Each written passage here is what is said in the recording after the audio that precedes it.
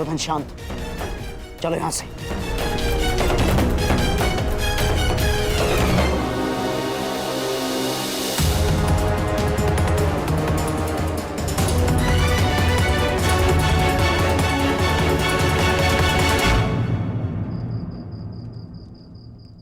प्रणिपात महाराज।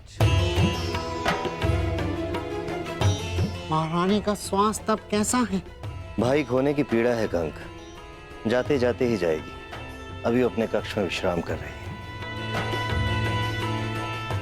यदि कोई आवश्यकता पड़े तो स्मरण कर लीजिएगा महाराज। सबसे अधिक आवश्यकता के समय तुम सहायता कर चुके हो कंक।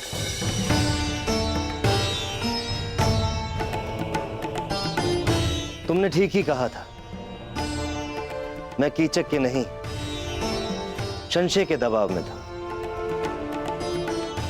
एक राजा और एक पिता को उसका कर्तव्य स्मरण कराने के लिए धन्यवाद कंक। मुझे मेरा खोया हुआ आत्मविश्वास लौटाने के लिए धन्यवाद। क्षमा कीजिएगा महाराज, समय सावधान रहने का है।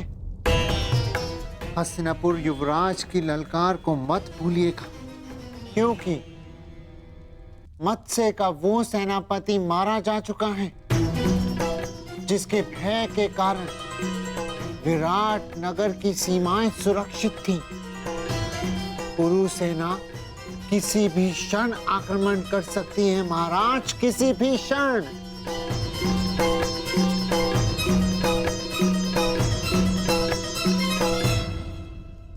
ठीक कहा कंक तुमने, सच में संकट की घड़ी आ गई है। मैं आसक्त हूं और कुमार उत्तर तो अभी स्वयं बालक है। इस संकट की घड़ी में तुम्हें कोई मार्ग दिखाओ।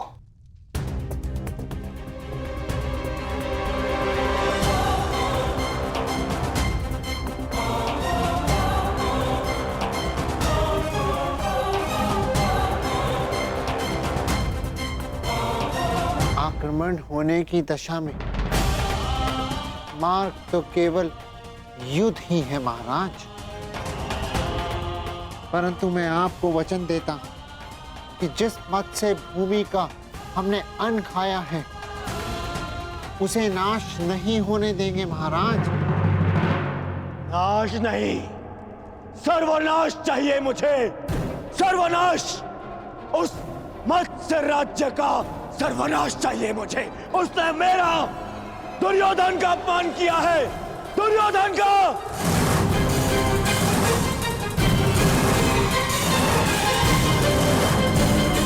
उस अपमान का कारण स्वयं तुम हो दुर्योधन। अतिथि की मर्यादा तुमने भंग की है।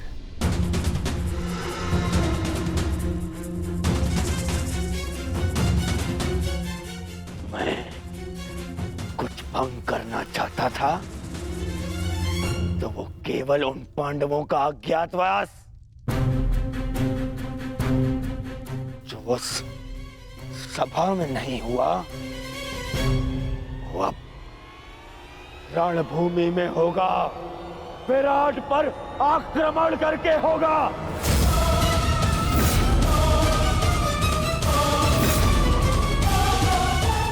मूर्खता से पूर्ण प्रलाप बंद करो दुर्योधन।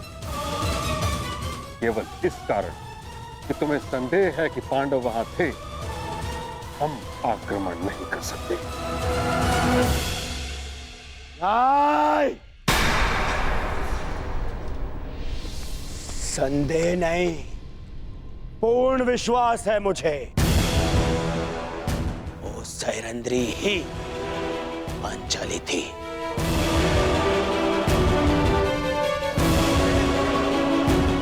अब मामा श्री से पूछ लीजिए, गण से पूछ लीजिए, वो भी वहां उपस्थित थे।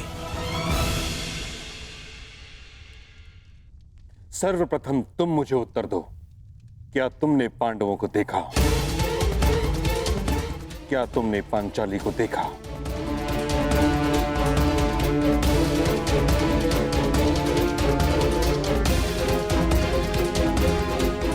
मैं बस देखने ही वाला था।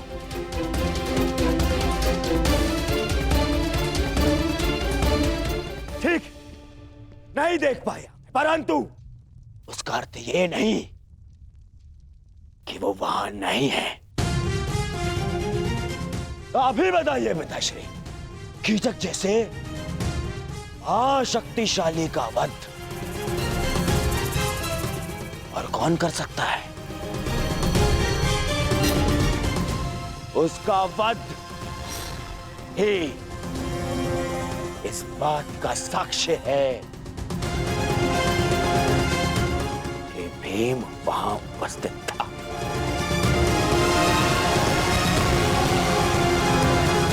मैं दुर्योधन की इस बात से सहमत हूं ताचरी।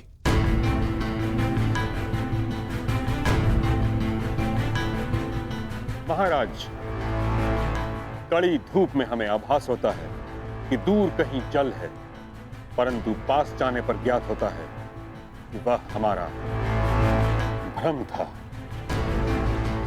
वह मृग तृष्णा थी। दुर्योधन भी मृग तृष्णा का रोगी है।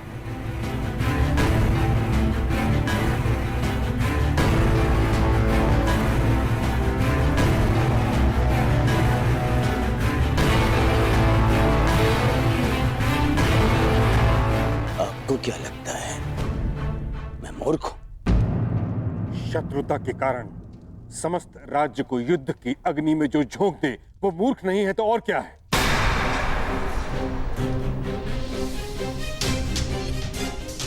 कितनी बार तुम्हें समझाने का प्रयास किया है, परंतु तुम समझने को तैयार ही नहीं हो। पांडवों से बैर के कारण कब तक हस्तिनापुर को कलंकित करते रहोगे तुम? कब तक राज धर्म को दूषित करते रहोगे? अपने संदेह के निवारण के लिए सहस्त्र सैनिकों के प्राण दांव पर लगा रहे हो। सहस्त्र सैनिकों के प्राण दांव पर लगा रहे हो। क्षमा कीजिएगा महामहिम,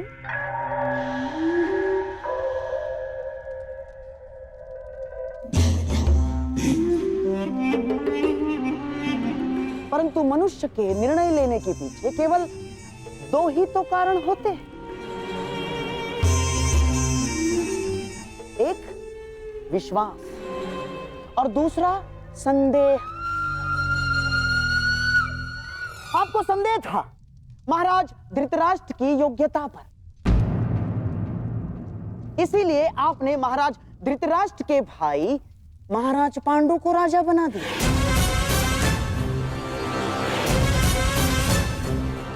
आपको संदेह था कि युद्ध में कर्ण कहीं अर्जुन के प्राण ना ले, अर्जुन को परास्त ना कर दे, इसीलिए आपने हस्तिनापुर का विभाजन भी स्वीकार कर लिया।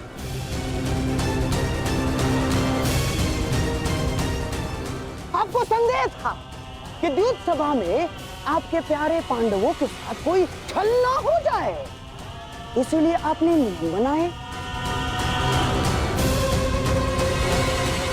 और इस समय भी आपको संदेह ही है कि कहीं मेरा प्यारा दुर्योधन आपके प्रिय पांडवों को खोज ना ले और फिर से उन्हें वनवास न जाना पड़े। महामहिम, बस करिए गंधार राज।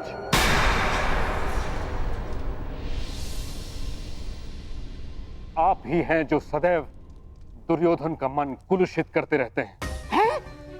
कभी समझाया है आपने इसे कि एक सैनिक जब मृत्यु को प्राप्त हो जाता है तो कैसे उसका परिवार धीरे धीरे वर्षों तक मरता रहता है?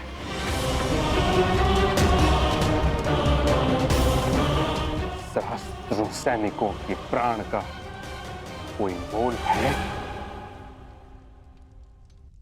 मुझे मोल नहीं है। मोल है पितामह, है। मुझे कुछ 100 सैनिकों का नहीं, उन लाखों सैनिकों के प्राण का मोल है। यदि ये युद्ध नहीं हुआ तो पांडव प्रस्तुत होंगे और फिर महायुद्ध होगा।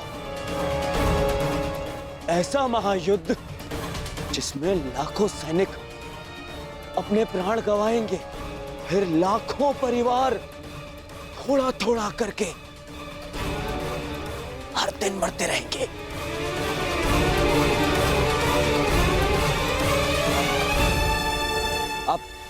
आप ही बताइए पिताश्री, क्या मैं अनुचित कह रहा हूं? लाखों सैनिकों के प्राण बचाने के लिए कुछ 100 सैनिकों का वीर गति प्राप्त करना बलिदान है या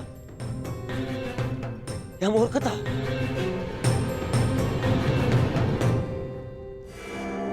मैं तो कहता हूं कि विराट पर आक्रमण करके पांडवों का अज्ञातवास भंग करना ही नीति है।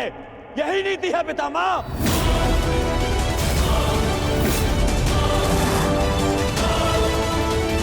पुत्र दुर्योधन, विचार करो, पांडव तुम्हारे साथ कैसे युद्ध करेंगे? द्वारका सहित आधा भारत तुम्हारी संधि में है और शेष पर तुम दिग्विजय प्राप्त कर चुके हो। संधियां तो टूटने के लिए ही होती हैं पितामह। पांडवों के वो मित्र जिन्होंने मेरे भाई से मुझसे संधि की है, वही उनके सामने आते ही मुझसे संधि तोड़ देंगे। परंतु आपको क्या, आपने तो सदा पांडवों का ही समर्थन किया है। आज भी जब मैं उन पांडवों से हस्तिनापुर की सुरक्षा का प्रयास कर रहा हूं, आज भी आप उन्हीं का समर्थन कर रहे हैं।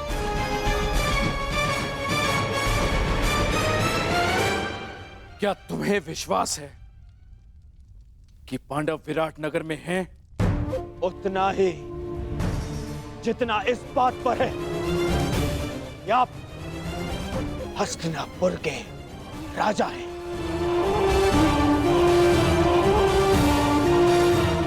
और पितामह भीष्म हस्तिनापुर का हित चाहते हैं। पिताश्री, यदि पांडवों का अज्ञातवास पूर्ण हो गया तो वो अवश्य युद्ध करेंगे।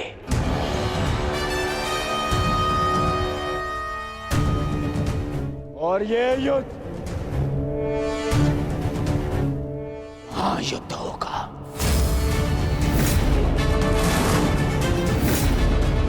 महाभारत होगा, जिसमें महाविनाश होगा।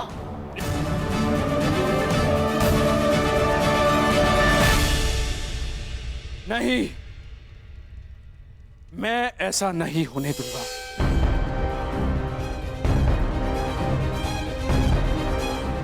यदि विराट पर हमला करने से ये महायुद्ध, ये महाविनाश टल सकता है, तो मुझे पुत्र दुर्योधन का ये प्रस्ताव स्वीकार है।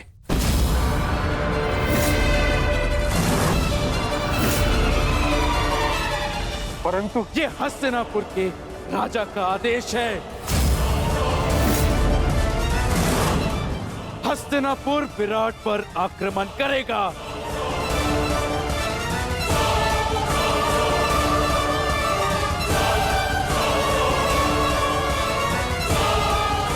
युद्ध की तैयारी हो।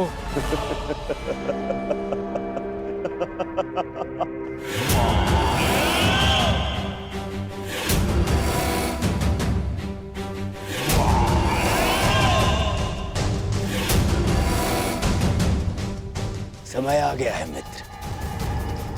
अर्जुन से तुम्हारा अधूरा द्वंद्व अब पूर्ण होगा।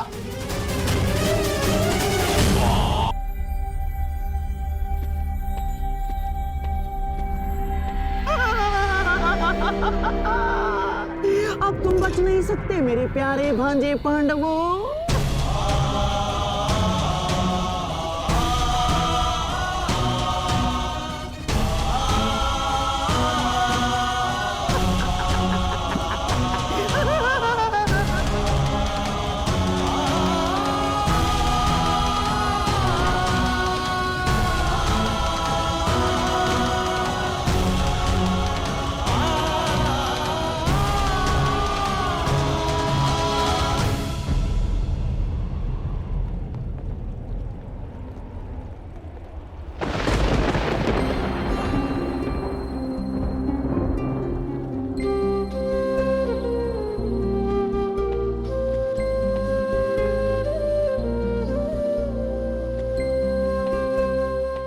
आशीर्वाद माताश्री।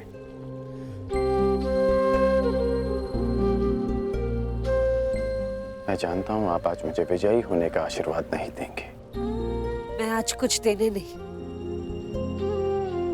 स्मरण दिलाने आई हूं। तुम्हें ज्ञात होगा कि मेरे पुत्र और पुत्रवधू के साथ छल हुआ है। जो इंद्रप्रस्थ के सम्राट थे वो पिछले 12 वर्ष से वन में भटक रहे।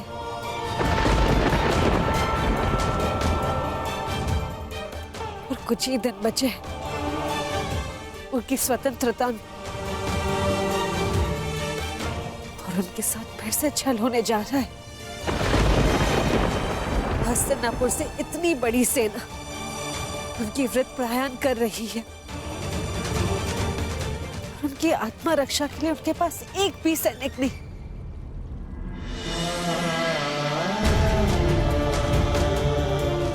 मुझे पूर्ण विश्वास है कि तुम मेरे पुत्रों के साथ एक और अन्याय नहीं होने दोगे।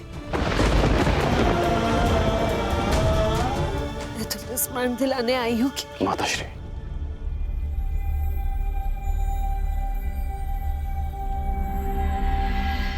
कर्ण को अपना हर वचन स्मरण है।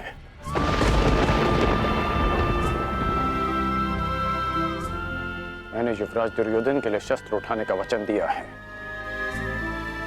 तो युद्ध तो मैं अवश्य करूंगा।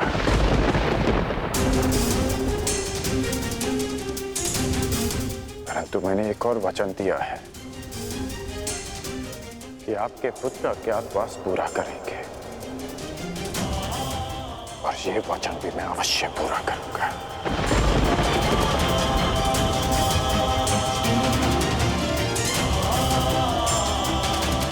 आज्ञा दीजिए माताश्री।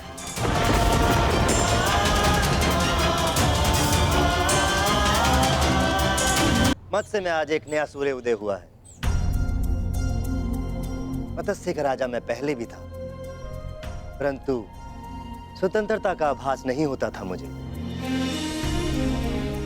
आज वर्षों के पश्चात यहाँ की वायु में स्वतंत्रता अनुभव कर रहा हूं मैं।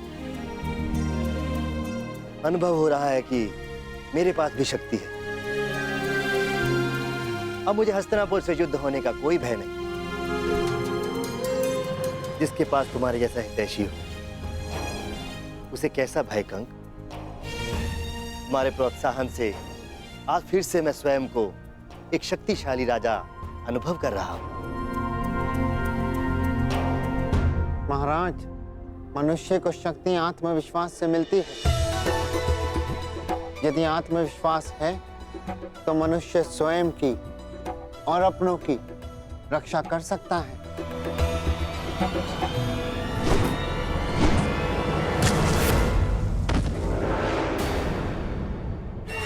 सावधान, आक्रमण हुआ है। तुम्हारा भाई उचित था कंक। प्रतीत होता है कि हस्तिनापुर ने आक्रमण कर दिया। हस्तिनापुर ने बिना चेतावनी के आक्रमण कैसे कर दिया? महाराज, तिगत नरेश सुशर्मा ने आक्रमण किया है। सुशर्मा, इतना साहस, तुम्हें पराजित होना होगा। चलो, सेना और प्रजा को सावधान कर दो। सब युद्ध के लिए तत्पर है।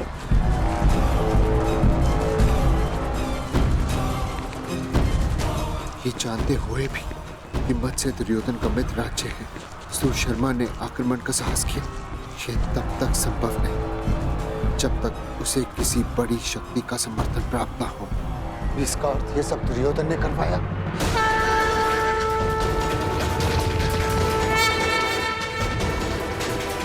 दुर्योधन! युवराज, सतर्क ध्वनि का स्वर सुन रहे हैं आप? हमें उन्हें बताना होगा कि हम मत्स्य पर आक्रमण करने नहीं आए। हमें केवल पांडव चाहिए।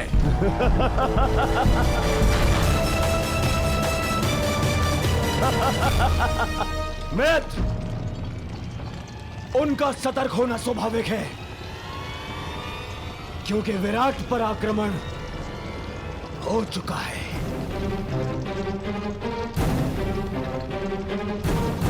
सुशर्मा की सेना दक्षिण छोर से विराट पर पहले ही आक्रमण कर चुकी है।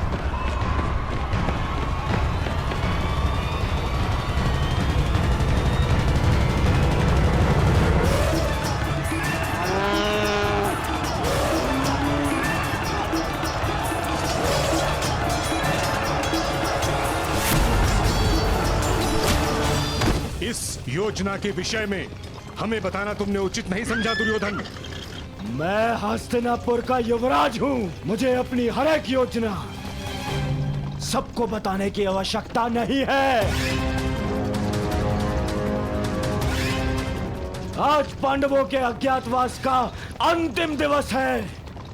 विराट नगर के दक्षिण द्वार पर सुशर्मा ने आक्रमण किया है।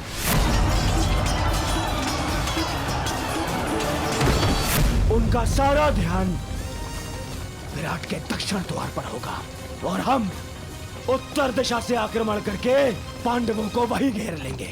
ये नीति के विरुद्ध है। जो राज्य पहले से ही युद्ध में व्यस्त हो उस पे इस प्रकार आक्रमण करना छल है। ये छल नहीं है, क्योंकि सुशर्मा हस्तिनापुर का ही सहयोगी है। मुझे किसी भी मूल्य पर उन पांडवों को सूर्यास्त से पूर्व पकड़ना है।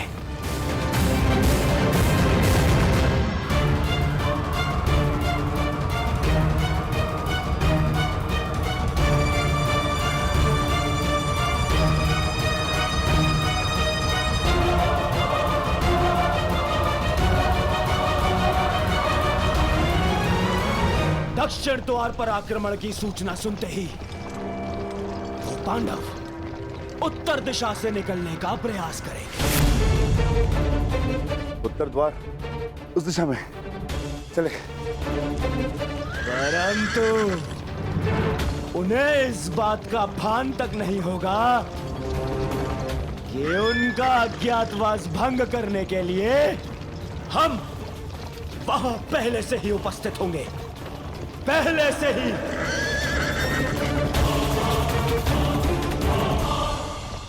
दुर्योधन अपने साथी, महारथी और सेनापति को इस प्रकार योजना से अवगत न रखना असम्मान माना जाता है और इस प्रकार से छल करके आक्रमण करना अधर्म। मैं आपको साथ केवल इसलिए लाया हूं पितामह, ताकि आप सब इस बात के साक्षी हो सके कि मैंने पांडवों का अज्ञातवास धर्म सम्मत भंग किया है।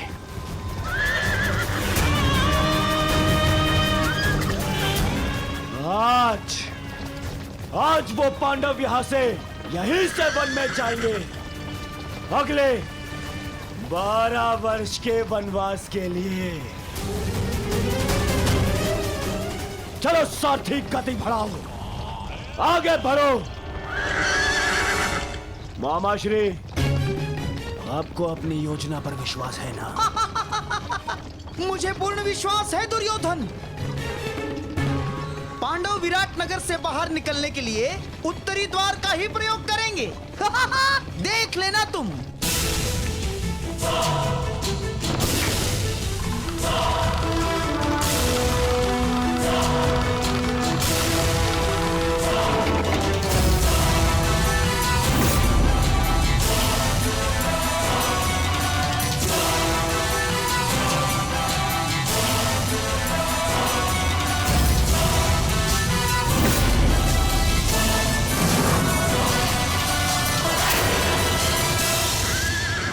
गति बढ़ाओ साथी, आगे बढ़ो।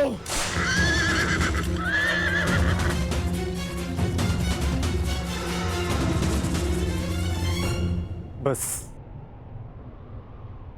सूर्यास्त की देर है, उसके पश्चात हमारा अज्ञातवास संपन्न। ज्येष्ठ शीघ्र ही यहाँ पहुंचते होंगे, उसके पश्चात हम यहाँ से निकल जाएंगे।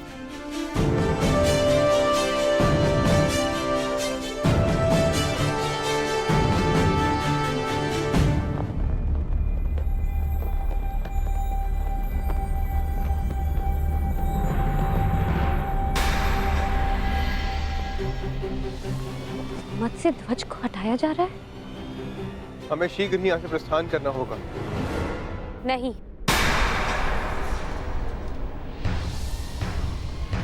हम नहीं जाएंगे। अज्ञातवास बिताने के लिए स्थान की आवश्यकता थी, हमने यहाँ पर शरण ली, यहाँ का अन्न खाया है हमने, और आज जब विराट नगर को हमारी सहायता की आवश्यकता है तो क्या यहाँ से जाना उचित होगा? ये क्या कह रही हो पांचाली? वही जो सत्य है और वही जो मैं तुम सबसे कहना चाहता हूं। यदि विराट नगर में हमें छिपने का स्थान नहीं मिलता तो अब तक हम सब पकड़े जाते और फिर से वनवास काट रहे होते। ये समय विराट राज का ऋण चुकाने का। परंतु ज्येष्ठ, उन्होंने हमें पहचान कर सहायता नहीं की थी, उन्होंने हमें काम पर रखा। तो इस नाते वो हमारे स्वामी हुए और बिना उन्हें सूचित किए हमारा यहां से जाना भी अधर्म है। धर्म? इसी धर्म के कारण हमें द्यूत में हार मिली, इसी धर्म के कारण आपने फिर से द्यूत खेला। परंतु अब नहीं ज्येष्ठ, केवल एक बार हमारी बात मान लीजिए। पांचाली के खुले काले केशों को देखिए, उस प्रतिज्ञा का स्मरण कीजिए जो हम सबने मिलकर ली थी। अज्ञातवास पूर्ण होने के पश्चात हम विराट नगर को फिर से मुक्त करा लेंगे ज्येष्ठ। परंतु उस कलंक से स्वयं को कैसे मुक्त करेंगे आर्य? कि अपने सहायक को संकट की घड़ी में अकेला छोड़ाए हम? यदि जाना है तो जाकर एक बार विराट राज से कह देते। उनको बताना पड़ेगा कि हम पांडव, वीर पांडुपुत्र कायरों की भांति जा रहे हैं।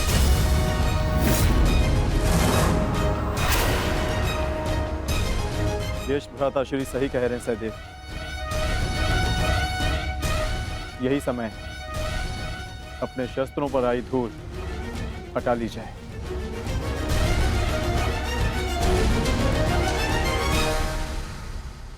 छोड़ो, छोड़ो मुझे, छोड़ो, छोड़ो, छोड़ो मुझे।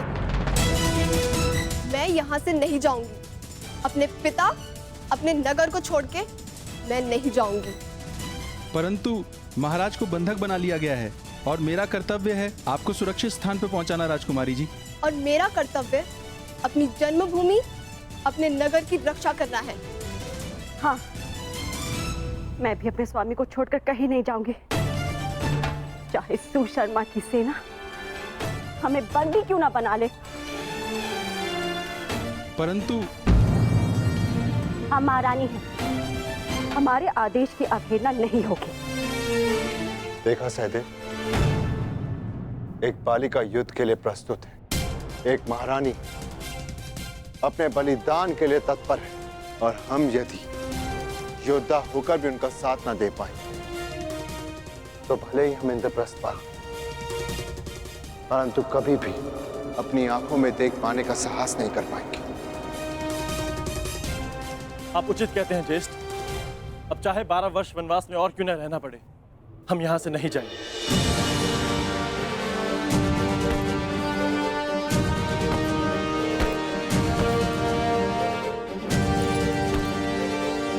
भयभीत होने की कोई आवश्यकता नहीं है माताश्री, मैं आपकी रक्षा करूंगा। मेरे होते हुए राज्य पर कोई कुरुदृष्टि नहीं रख सकता। कहां प्रयाण की तैयारी कर रहे हैं युवराज? युद्ध के लिए। ज्ञात है ना, मेरे पिताश्री को शत्रुओं ने बंदी बना लिया है। मैं एक योद्धा हूं, मैं युद्ध करूंगा उनसे, विराट नगर का मान बचाऊंगा। क्षमा चाहती हूँ युवराज, आप अभी बालक हैं, युद्ध कैसे लड़ेंगे? क्यों? संकट के समय में राज्य की रक्षा करना तो युवराज का धर्म है। मेरे पिता मत्स्य राज अभी संकट में, और पुत्र और युवराज होने के नाते ये मेरा कर्तव्य है। निसंदेह युवराज, ये आपका धर्म है, परंतु आपका सुरक्षित रहना भी अत्यंत आवश्यक है। और सेना की एक टुकड़ी महाराज की रक्षा के लिए भेजी जा चुकी है। सेना नहीं, योद्धा की आवश्यकता है। मैं युद्ध करूंगा उनसे। माताश्री, आप ही मुझे बताइए, क्या मेरा जाना अनुचित है? हमारे राज्य पर आक्रमण हुआ है और हम ऐसे ही बैठे रह सकते हैं? तुम उचित कह रहे हो पुत्र, परंतु महारानी की जय हो। नगर के उत्तरी छोर से भी शत्रुओं ने आक्रमण कर दिया है।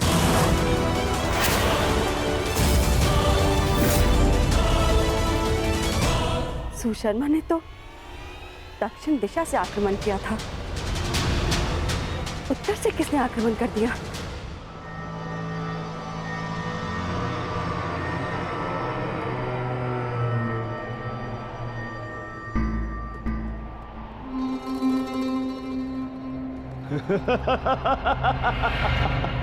अब कहां छुपेंगे पांडव पुत्र? आज होगा पांडवों का अज्ञातवास भंग।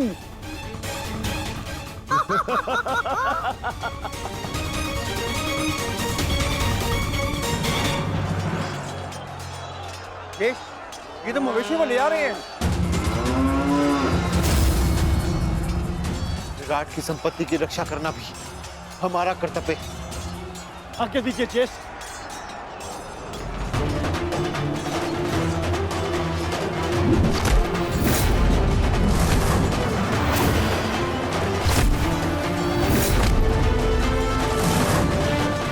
मुझे विश्वास है नकुल और सहदेव इस ओर संभाल लेंगे।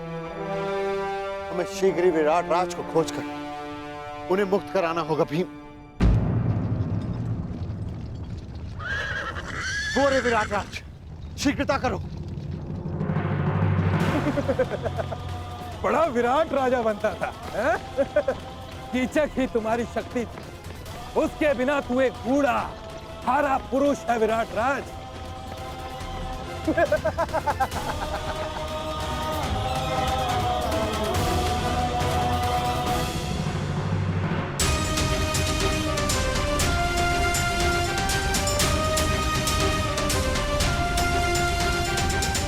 उत्तर ने अपने पिता को इस अवस्था में नहीं देखा। यह श्रेयस्कर हुआ। परंतु सुशर्मा के पुत्र उसे जिस अवस्था में देखेंगे भूल नहीं पाएंगे, क्योंकि मैं सुशर्मा के प्राण ले लूंगा। सावधान भीम,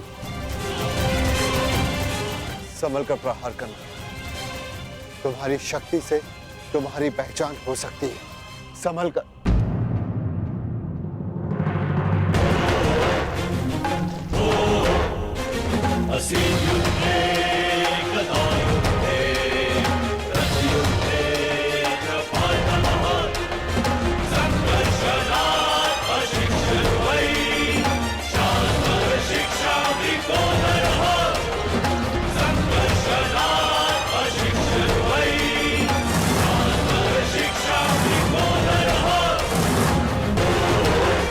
सावधान सुशर्मा, मैं तुम्हें चेतावनी देता हूं कि महाराज को मुक्त कर दो, अन्यथा। कौन हो तुम? वल्लभ, महाराज का प्रमुख रसोइया। हमारे अभी इतने बुरे दिन नहीं आए कि हम एक रसोइये से युद्ध करें। वैसे अब तुम हमारे लिए भोजन बनाने का अभ्यास कर लो, क्योंकि अब हम यहाँ के नए राजा हैं। सैनिकों, बंदी बना लो इसे।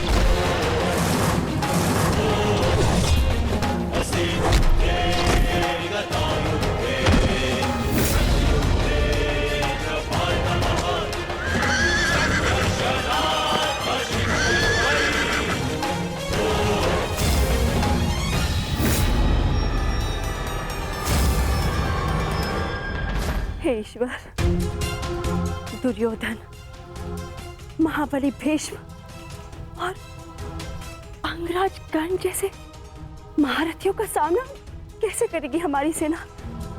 कैसे करेगी? युद्ध का वास्तविक आनंद तो महारथियों के साथ लड़ने में ही आता है माताश्री। अब आएगा युद्ध का आनंद। अब सिद्ध होगा कि आपका पुत्र कितना बलशाली, कितना वीर है। अब आप देखना कैसे मैं महान धनुधारी अर्जुन के भांति अपने बाणों से कौरवों का नाश करता हूं। अत्यंत उत्साही मत बनो पुत्र। क्षमा चाहती हूँ महारानी, परंतु युवराज का कहना उचित है। ये कैसी बात कर रही हो सारंधरी? युवराज अभी बालक है, वो भीष्म और कर्ण जैसे महायोद्धाओं का सामना कैसे कर पाएंगे? कर सकता हूं, परंतु एक समस्या है। एक उत्तम सारथी की आवश्यकता है, अन्यथा उन कौरवों को मैं धूल चटा दूं।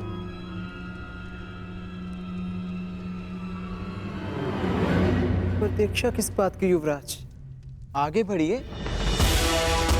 क्या? मैं बताती हूँ महारानी। बृहनला कुमार की सारथी बनकर जाएगी। क्या? बृहनला एक किन्नर मेरी सारथी बनेगी? अरे ये नृत्यशाला नहीं, युद्ध भूमि है, युद्ध भूमि। वीणा की तार और अश्वों की रास में बहुत अंतर होता है। वहां मृत्यु तांडव करती है। सैरंद्री, तुम इतना मूर्खतापूर्ण सुझाव कैसे दे सकती हो? कुमार, आपने महान धनुर्धर अर्जुन का नाम लिया, इसी कारणवश मैंने बृहनला को आपकी सारथी बनाने का सुझाव दिया, क्योंकि एक समय पर बृहनला अर्जुन की सारथी रह चुकी है। क्या? ये अर्जुन की सारथी? विश्वास नहीं होता।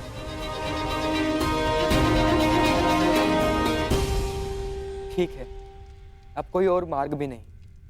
मैं तुम्हें अपने साथ आने की आज्ञा देता हूं। यदि तुम महान अर्जुन की सारथी थी, तो मैं भी तुम्हें अपनी सारथी बना सकता हूं।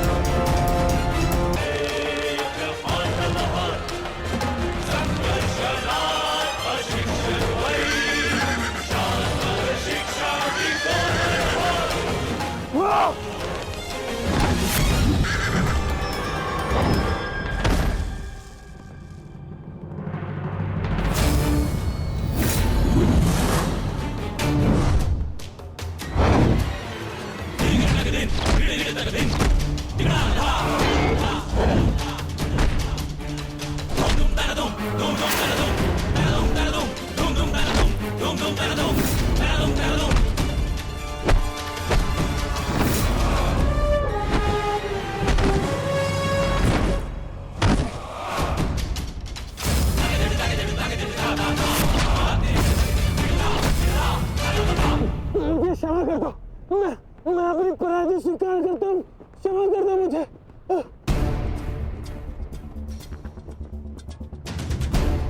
इतने भी बुरे दिन नहीं आए कि प्राणों की भीख मांग रहे एक याचक को निराश करूं। तुम महाराज के दोषी हो। तुम्हारा निर्णय वही करेंगे। क्षमा महाराज, मैं अपनी पराजय स्वीकार करता हूं। आदेश दीजिए महाराज, क्या करना है इस दुष्ट पापी का?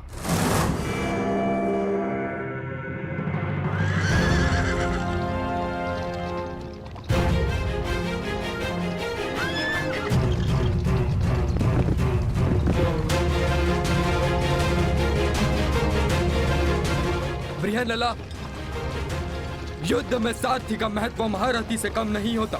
यदि आज तुमने चतुराई से रथ नहीं चलाया, तो मैं अपने पूर्ण कौशल का उपयोग नहीं कर पाऊंगा। मुझे आज महामही भीष्म, महाबली कर्ण और महान द्रोण जैसे महारथियों को परास्त करना है। और ज्ञात रहे, जिस गति से मेरे बाण चले, उसी गति से ये रथ चलना चाहिए। जो आदेश युवराज, मैं प्रयास करूंगी कि आपको नाराज ना करूं।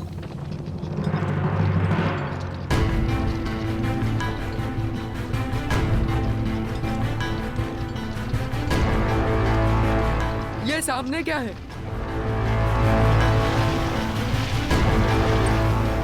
रथ की गति बढ़ाओ बृहनलला, मुझे स्पष्ट नहीं दिख रहा है।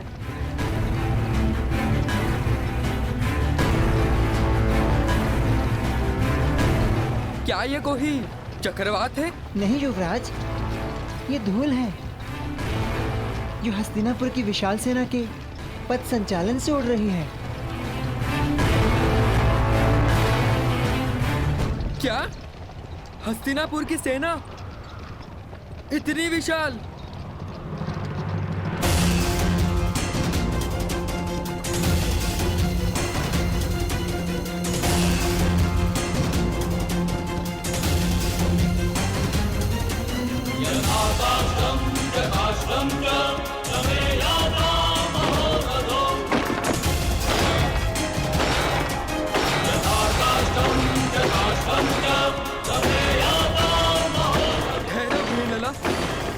मैंने कहा रथ रोको बृहनलला।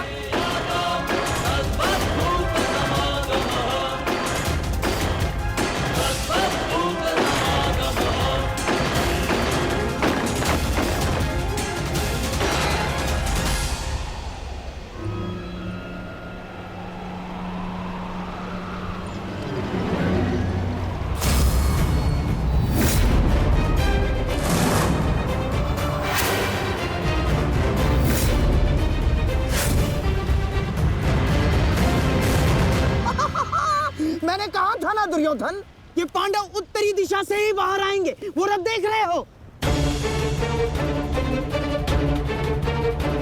कदाचित उसी रथ में छिपकर भाग रहे हैं भगोड़े। आओ!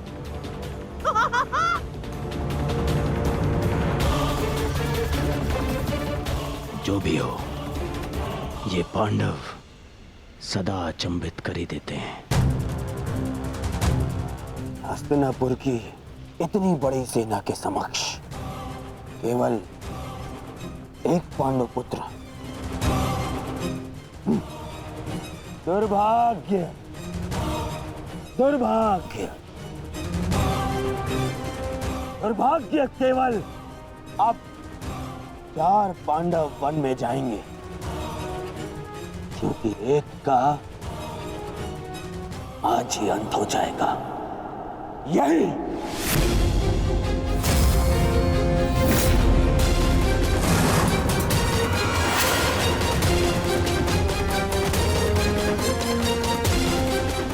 ठहरो सारथी। क्या हुआ युवराज? आपने रोकने के लिए कहा। हाँ, तुम्हें सुनाई नहीं देता? मैंने कहा रथ रोको।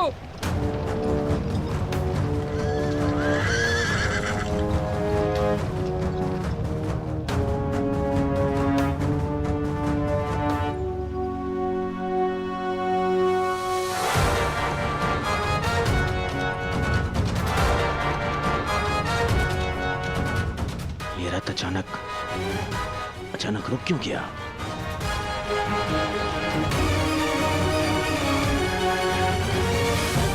क्या हुआ युवराज? आपने रोका क्यों? शत्रु हमारी प्रतीक्षा कर रहा है। अपने बाणों का स्वाद चखने का सौभाग्य दीजिए उन्हें। तुम मूर्ख हो बृहनलला। अरे माना मैं वीर हूं, परंतु इतनी विशाल सेना से युद्ध करना तो आत्महत्या है। देखो, दाएं से बाएं तक जहां दृष्टि जाती है हस्तिनापुर की सेना फैली हुई है। देखो, वो दूर श्रुतिश तक घेर लिया है उन्होंने। बृहनलला, मुझे लगता है कि हमें सेना के साथ आना चाहिए। कौन सी सेना युवराज? इस मत्स्य में यदि कोई महारथी शेष है तो वो केवल आप हैं। परंतु इतने महारथियों और इतनी विशाल सेना के समक्ष तो मैं पल भर भी नहीं ठहर पाऊंगा।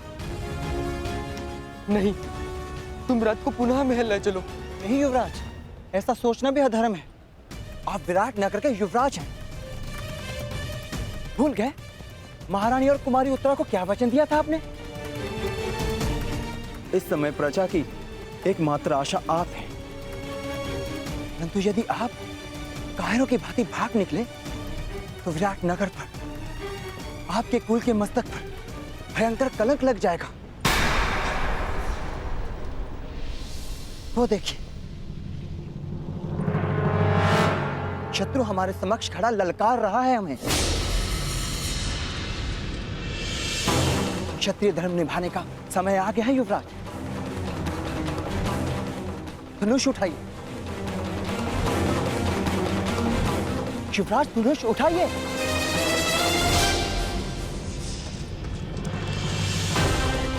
युवराज रुक जाइए, कायरता मत दिखाइए। शत्रु को पीठ दिखाकर भागना एक सबसे बड़ी मूर्खता है, एक योद्धा के लिए सबसे बड़ा पाप है। पाप सह लूंगा, परंतु इस सेना के वाहन नहीं सह पाऊंगा। मुझे नहीं कहलवाना योद्धा, मुझे अपने प्राण अधिक प्रिय है। मैं तुम्हें भागने नहीं दूंगा कुमार।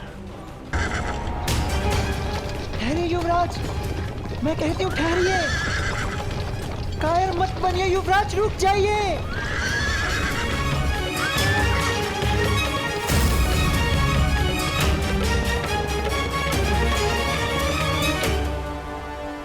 ये कैसे हो सकता है? ये तो वापस लौट रहा है। मामाश्री, आपने तो कहा था कि ये योजना सफल होगी। पांडव इसी द्वार से आएंगे, परंतु ये तो उल्टे पांव लौट रहे हैं। नहीं, ये पांडव हो ही नहीं सकते, क्योंकि पांडव अपने शत्रु को पीठ दिखा के नहीं भाग सकते। हो सकता है दुर्योधन की ये पांडव ना हो, परंतु पांडवों के पास हमारे समक्ष प्रस्तुत होने के अतिरिक्त और कोई मार्ग है ही नहीं।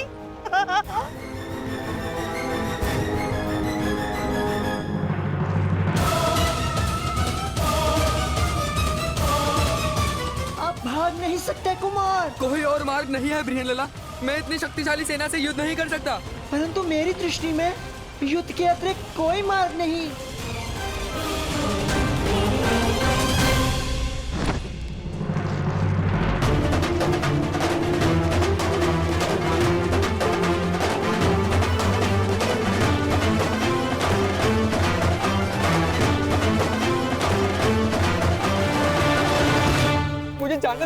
मुझे जाने दो बृहनलला, मेरी तुमसे प्रार्थना है, मुझे नहीं मरना, मुझे अपने प्राण नहीं देने। ये समय रोने का नहीं है युवराज। क्या कहा था आपने?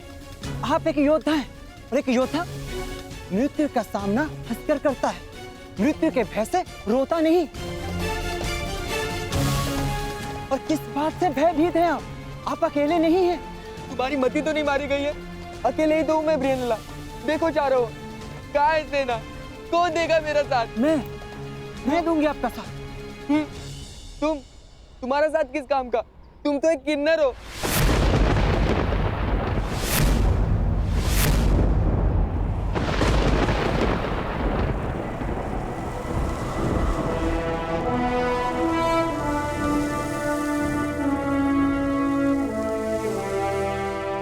नहीं उत्तर। मैं कौंते अर्जुन, पशुपतधारी, ब्रह्मास्त्रधारी अर्जुन,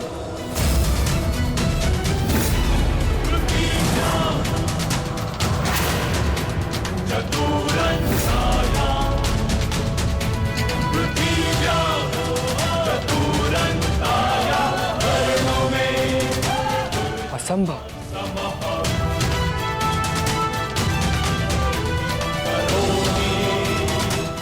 सत्य कल्पना से अधिक आश्चर्यजनक होता है कुमार। मैं सत्य में अर्जुन और मेरे ज्येष्ठ भ्राता श्री युधिष्ठिर इस समय कंक वेश में तुम्हारे पिता श्री की सहायता कर रहे हैं। और जो तुम्हारा प्रधान रसोइया है वो कोई और नहीं, महाबली शक्तिशाली भीम है। और जो ग्रंथिक तुम्हारी अश्वशाला संभालता है वो मेरा अनुज नकुल। और जो तुम्हारी गौशाला संभालता है कोई तांतीपाल नहीं, मेरा अनुज सहदेव और तुम्हारी माता की दासी सैरेंद्री, स्वयं, याज्ञसेन, पांचाली, हम पांचों भाई यहाँ अज्ञातवास में, परंतु इस अज्ञातवास में तुम्हें तुम्हारे साहस का ज्ञान कराना कदाचित हमारा प्रारंभ है। महाबली, महाधनुधारी अर्जुन, मुझे क्षमा कर दीजिए महान धनुधारी अर्जुन। मैंने आपका निरादर किया, मुझसे भूल हुई।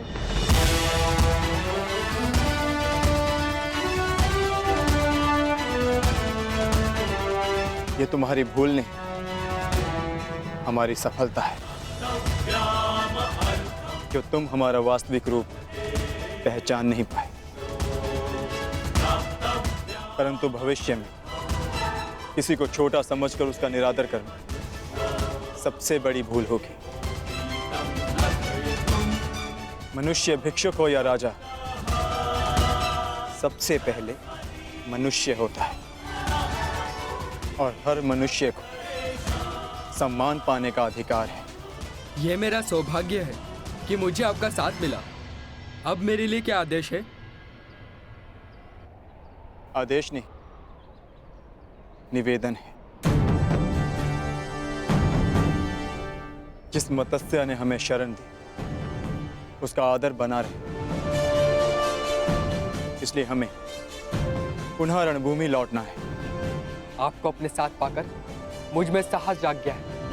चलिए विराट के शत्रुओं का नाश कर देते हैं। निसंदेह, परंतु महाबलियों का सामना करने के लिए हमें कुछ वस्तुओं की आवश्यकता होगी। उस वृक्ष पर लटके श्वेत वस्त्र में हमारी कुछ वस्तुएं।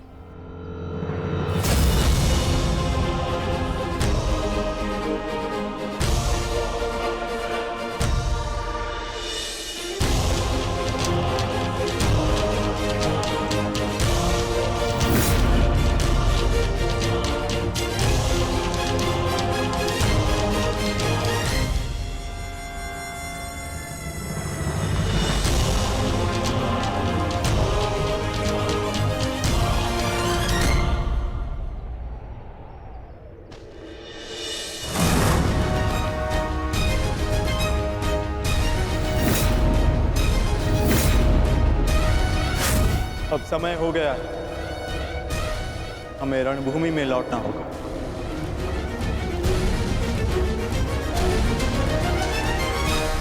तमाम श्री, अब तो सूर्यास्त भी होने वाला है। एक रथ आ रहा है।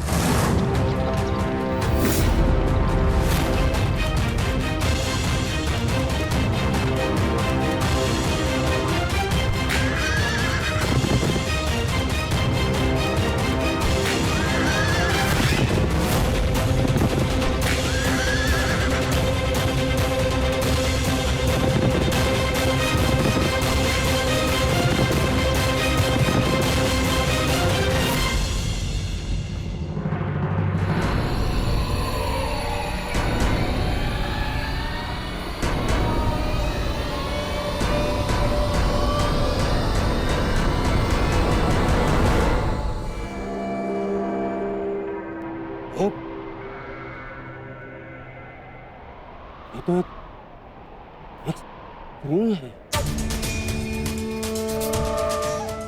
स्त्री है? ये तो प्रेरणा है।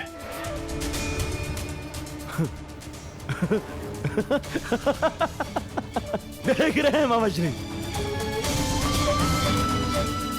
विराटनगर का युवराज सारथी बना हुआ है और वो भी एक स्त्री का।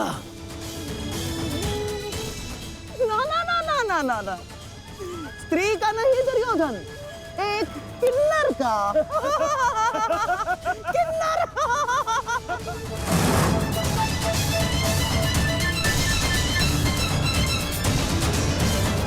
वैसे तुमसे युद्ध करना मेरा और हस्तिनापुर के मान का अपमान है, परंतु फिर भी मैं बता दूं कि मैं यहां विराटनगर से युद्ध करने नहीं आया। मुझे केवल पांडव चाहिए। मार्ग से हट जाओ। कदाचित भूल रहे हो युवराज, जिसके हाथ में धनुष होता है उसका परिचय उसका कौशल देता है। तुम्हारे सामने एक योद्धा खड़ा है। विराटनगर की सीमा पार करने से पूर्व तुम्हें मुझसे युद्ध करना होगा। विजय पानी होगी मुझ पे। कल्पना अच्छी है किन्नर, परंतु एक किन्नर से युद्ध करना देख वजह दुर्योधन के सम्मान के विरुद्ध है। परंतु फिर भी यदि युद्ध करने के इच्छुक ही हो तो पहले अपना परिचय दो। कौन तुम? बृहन्नला नाम है मेरा।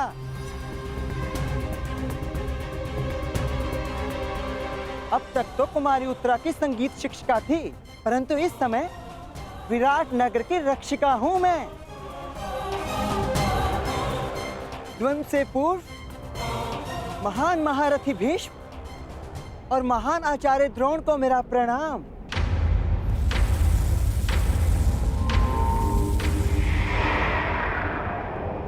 हो सकता है ये भेष बदले कोई पांडव ही हो।